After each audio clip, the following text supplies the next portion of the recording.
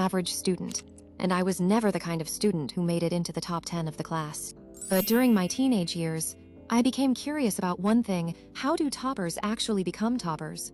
How do they get such good grades? So, I started researching. I watched a lot of YouTube videos on this topic. Some tips were helpful, while others didn't work at all. Today, I'm sharing the study secrets that genuinely worked for me. 8th grade 82%, 9th grade 75%, 10th grade 92.17%, and second rank in my class. It was the first time I had achieved something like that, and it felt amazing. So bestie, if you want your own academic comeback and dream grades, these are the techniques you need to try, based on my real experience. Let's get into the video.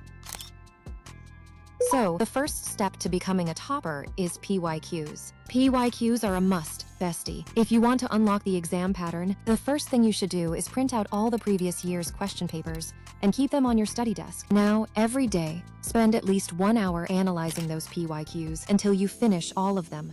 And here's the secret: you'll start noticing that many questions get repeated. When you find those repeated questions, mark them with a red pen or use a highlighter. And you know what? This is actually my favorite part of analyzing PYQs. It feels so productive and puts you in your academic comeback era. Plus, this is one of those things that follows the 80-20 rule. 20% of your effort can give you 80% of your results. So, bestie, never skip this tip.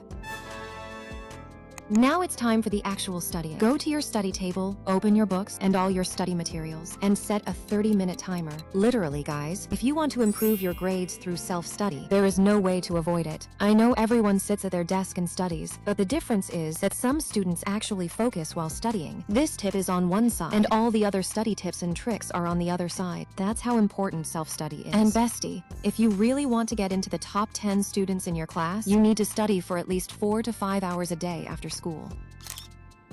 I'm not talking about the notes that your teachers make in class. When you sit down to study, properly understand a chapter, and revise it again and again. After 4 to 5 revisions of that chapter, now you have to make your own notes. They can be short notes, flowcharts, or you can even make audio notes. You can highlight important points in your book, add text beside the content, use sticky notes, or try different note-making techniques. Then analyze which method works best for you and helps you remember things more easily. Because at the end of the day, the best notes are not the prettiest ones, they're the ones that help you remember the chapter better. But all these tips will only work if you follow this next tip.